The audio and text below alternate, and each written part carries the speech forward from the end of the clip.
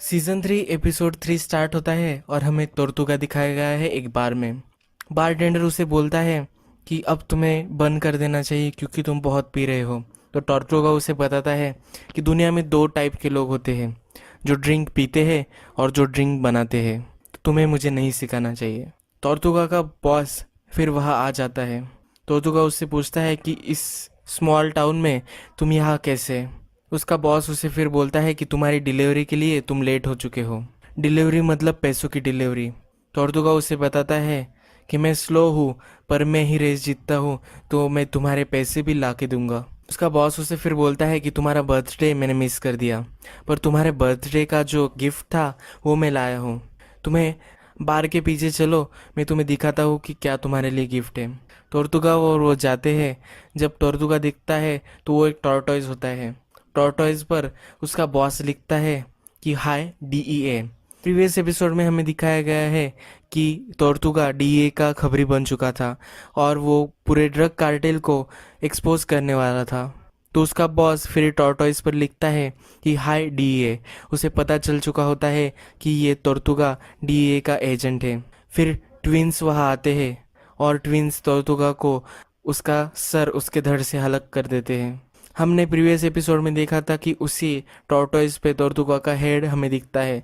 Hang उसे वही वैसा ही पाता है। इस सीन से हमें पता चलता है कि ट्विंस, कार्टेल का और एक बॉस और डॉन सालामांका जो ओल्ड मैन होता है, तो ये सब कनेक्टेड है। नेक्स्ट सीन में हमें वॉल्टर दिखता है जो रूफ से पिज़्ज़ा निकाल रहा होता है। उसने प्रीवियस एपिसोड में वो पिज़्ज़ा रूफ पर रख दिया था। जब स्काइलर घर आती है तो उसे दिखता है कि वॉल्टर घर पर आया हुआ है। स्काइलर फिर उसे कॉल करती है और वॉल्टर घर में से उसका कॉल पिकअप करता है। स्काइलर वॉल्टर को घर से निकल जाने के लिए बोलती है। वॉल्टर उसे बताता है कि अगर तुम घर में आओगी तो हम इसमें बात कर सकते हैं। स्काइलर वॉल्टर को बोलती है अगर तुम घर से नहीं निकले तो मैं घर से चली जाऊंगी, पर वॉल्टर नहीं मानता और उसे बोलता है कि जैसा तुम्हें अच्छा लगे। स्काइलर जब घर में आती है और वॉल्टर से पूछती है कि ये तुम क्या कर रहे हो। वॉल्टर उसे बताता है कि मैं जो डिवोर्स की टर्म्स है उस पर एग्री नहीं करता। ये मेरा भी घर पर उतना ही अधिकार है जितना तुम्हारा है। स्काइलर वॉल्टर को बोलती है अगर तुम घर से बाहर नहीं निकले तो मैं पुलिस को कॉल कर दूंगी और उन्हें सब बता दूंगी। वॉल्टर फिर उसे कॉल करने को बोलता है। स्काइलर फिर फ़ोन उठाती है और वो डोमेस्टिक इशू के बारे में ऑपरेटर को बोलती है। ऑपरेटर उसे कनेक्ट कर रही होती है, पर फिर वो वॉल्टर को और एक चांस देती है, पर वॉल्टर वहाँ से नहीं हिलता। स्काइलर पुलिस ऑफिसर को बोलती है कि उसका पति उसके घर में ट्रेसपासिंग कर रहा है। तो पुलिस ऑफिसर बोलते हैं कि वो जल्द ही वहाँ आ जाएंगे। थोड़ी देर में दरवाज़ा खटखटाता है और जब स्काइलर दरवाज़ा खोलती है तो वो वॉल्टर जूनियर होता है। उसे लगता है कि वॉल्टर जूनियर जल्दी घर आ गया। वॉल्टर वॉल्टर जूनियर को वेलकम करता है और बोलता है कि तुम्हें कुछ ब्रेकफास्ट वगैरह चाहिए क्या। वॉल्टर और वॉल्टर जूनियर ग्रिल चीज़ और वेफर्स खा रहे होते हैं। तभी वहाँ पुलिस आ जाती है। वॉल्टर जूनियर शॉक में होता है कि उसकी माँ ने एक्चुअल में पुलिस बुला ली है। पुलिस ऑफिसर स्काइलर से पूछते हैं कि क्या वॉल्टर ने तुम्हें मारा, तो वो ना बोलती है। स्काइलर उनको बताती है कि मैं जब घर आई तब ये ऑलरेडी घर में था। मैंने लॉक भी घर पे के चेंज किए थे, पर फिर भी वॉल्टर घर में आ चुका था। मैंने जब वॉल्टर को घर से निकलने को बोला फिर भी वो यही रुका। पुलिस को लग रहा होता है कि ये डोमेस्टिक वायलेंस का केस है, पर स्काइलर ये क्लियर कर देती है कि ये ट्रेसपासिंग की सिचुएशन है। पुलिस फिर स्काइलर को पूछता है कि ये घर किसके नाम पर है।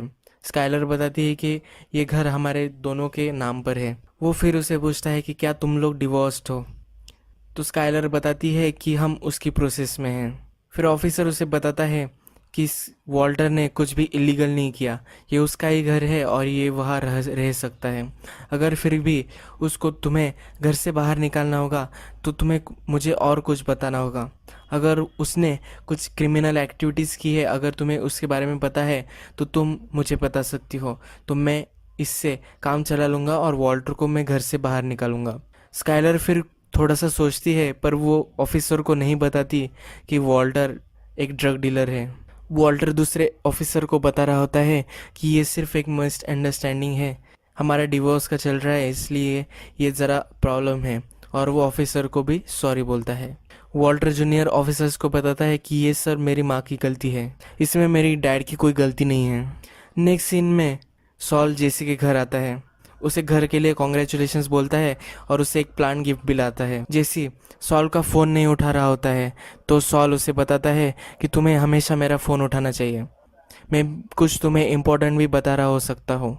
अगर तुम्हें यहाँ डीई एजेंट्स पकड़ने आ रहे होगे और अगर तुम मेरा कॉल नहीं उठाओगे तो तुम बहुत ही ट्रबल में भी पड़ सकते हो। सॉल फिर जेसी को बोलता है कि तुम्हारा पार्टनर अब कुक नहीं करना चाहता, बहुत अच्छी डील उसे मिली है और अगर तुम उसे मना लो उस डील को एक्सेप्ट करने के लिए तो मैं तुम्हें भी बहुत पैसे दे सकता हूँ। जेसी बोलता है कि मैं इसे हैंडल कर लूँगा, मैं उसे समझाता हूँ और फिर सॉल वहाँ से चला जाता है। जेसी फिर फ़ोन डायल करता है पर वो वॉल्टर का नहीं करता, वो जेन का फ़ोन डायल करता है। उसे जेन का वॉइस मैसेज सुनना अच्छा लगता है। नेक्स्ट सीन में हैंक को गुड न्यूज़ मिलती है कि उसे फिर से अल पासो जाना है, फिर से उसका प्रमोशन हो गया है। वो अपने फ्रेंड को भी ये बात बताता है और वो चीयर्स करते हैं। यहाँ हमें हैंक को टेंशन आना फिर से स्टार्ट होता है ये दिखता है। नेक्स्ट सीन में सुपरमार्केट से बाहर आती हुई एक पैरालाइज लेडी हमें दिखती है। वो अपने कार का डोर ओपन करती है, उसके लिए एक हैंडीकैप्ड एंट्री भी होती है। वही हमें ट्विंस दिखाई देते हैं। ट्विंस उसे बाहर निकाल कर उसकी गाड़ी ले लेते हैं और डॉन सोलोमांका यानी कि ओल्ड मैन को वो उस गाड़ी से बाहर निकालते हुए हमें दिखते हैं नेक्स्ट सीन में। ये एक मीटिंग होती है डॉन सोलोमांका, ड्रग कार्टेल और एक बॉस और गस फ्रिंग के बीच में। सब बैठते हैं मीटिंग में और मीटिंग का सब्जेक्ट होता है वॉल्टर वाइट। अब गस फ्रिंग और जो ड्रग कार्टेल का बॉस होता है उनके बीच में बातचीत होती है। तो वो गस फ्रिंग को बोलता है कि डॉन सोलोमांको का जो नेफ्यू था टूको, तो उसे वॉल्टर वाइट ने मार दिया है। वो उसे अपने बच्चे जैसा प्यार करता था और अब तुम उससे बिजनेस कर रहे हो। वो उसे ये भी बताता है कि वॉल्टर वाइट को अब हमें मार देना है। जो ट्विंस होते हैं उन्हें वही काम होता है वॉल्टर वाइट को मार देने का।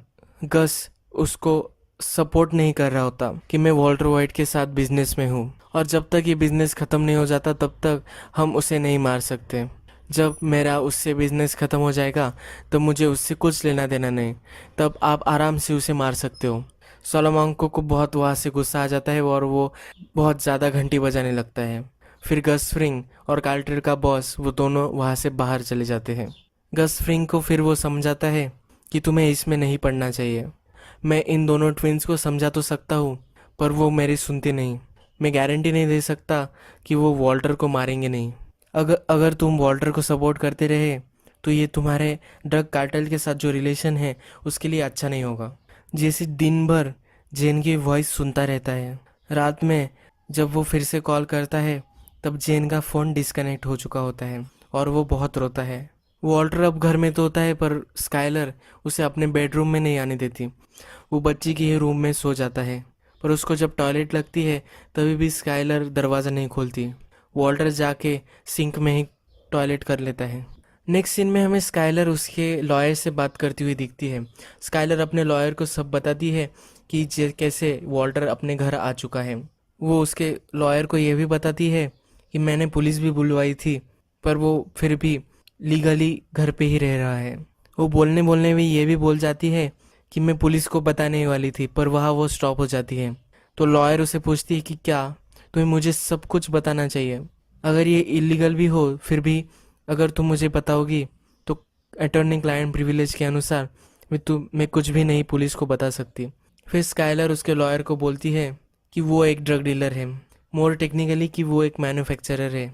उसकी लॉयर फिर उसे सलाह देती है कि तुम अब डायरेक्टली उस घर से बाहर निकल जाओ और मैं पुलिस के पास जाऊंगी और पुलिस को ये सब बताऊंगी, तुम्हें कोई भी प्रॉब्लम नहीं होगी। स्काइलर उसको लॉयर को बोलती है कि मैं ये नहीं कर सकती। वो बोलती है कि मेरे सन को मैं ये नहीं बता सकती कि उसका फादर एक ड्रग डीलर है। उसकी लॉयर बताती है कि ड्रग डीलर पकड़े जाते हैं और अगर वो पकड़ा गया तो तुम भी इसमें शामिल थी ऐसा लगेगा। स्काइलर बोलती है कि मैं कर सकती हूँ पर वॉल्टर को कैंसर है और वो आज ना कल मरने ही वाला है, तो क्यों मैं मेरी फैमिली को बर्बाद कर दूँ। नेक्स्ट सीन में हमें हैंक और उसका पार्टनर एक बार में आए हुए होते हैं। हैंक को लगता है कि टेबल पर जो दो लोग बैठे हैं वो मैथ एक्सचेंज कर रहे हैं। हैंक को बहुत ही डिस्परेटली ब्लू मैथ ढूंढना होता है, यही उसका रीज़न होता है उस जगह रुकने का। वो हाइजनबर्ग को ढूंढना चाहता है, उसका यही रीज़न होता है टाउन में रुकने का। उसका फ्रेंड बोलता है कि हमें यहाँ से चला जाना चाहिए। वो बाहर आकर गाड़ी में भी बैठता है, पर फिर वो माइंड चेंज कर लेता है। वो फिर अंदर जाकर उन दोनों आदमियों को बहुत मारता है। नेक्स्ट सीन में हमें जेसी फिर से कुक करता हुआ दिखता है। स्काइलर अपने जॉब पे जाने वाली होती है, तभी वॉल्टर एक बड़ा बैग पैसों का रख देता है और उसे बोलता है कि हमें अब बात करनी चाहिए। वॉल्टर उसे बोलता है कि ये जो पैसे हैं, ये मैंने किसी को हर्ट करके नहीं कमाए हैं, ये मेरी मेहनत के पैसे हैं और यही प्रोवाइड करेंगे हमारे पूरी फैमिली को, वॉल्टर जूनियर के कॉलेज के लिए, हमारी बेटी के लिए। और जब मैं चला जाऊंगा तो तुम सिर्फ तुम्हारे जॉब पे ये घर नहीं टिका पाओगी। इस घर का जो लोन है, इसके लिए भी ये सब पैसे हैं। जो भी हमारा घर खर्चा होता है तो ये सब इसी पैसों से चलेगा। नेक्स्ट सीन में हमें दिखता है कि हैंक और उसका पार्टनर, हैंक ने जो दो लोगों को मारा हुआ होता है तो उसको कवर कर लेते हैं। स्काइलर फिर हमें ऑफिस में दिखाई गई है और ऑफिस में वो प्रिंट निकाल रही होती है। तभी उसे टेड दिख जाता है। वो टेड को किस करती है और बोलती है कि क्या तुम्हारे घर पर कोई है। जब वो घर आती है तब वॉल्टर डिनर कुक कर रहा होता है। वॉल्टर वॉल्टर जूनियर का फ्रेंड लुइस भी वहाँ डिनर के लिए आया हुआ होता है। वॉल्टर स्काइलर को बोलता है कि लुइस हमेशा वॉल्टर जूनियर को स्कूल ले जाता है और ड्रॉप भी कर देता है। हम दोनों ज़रा अब्सेंट है तो इसलिए ये बहुत अच्छी बात थी। तो ज़रा फेवर रिटर्न करने के लिए मैंने लुइस को घर पर बुला लिया है डिनर के लिए। जैसी वॉल्टर को बताती है कि मैं टेड के साथ सोई हूँ और यही ये एपिसोड ख़त्म हो जाता है।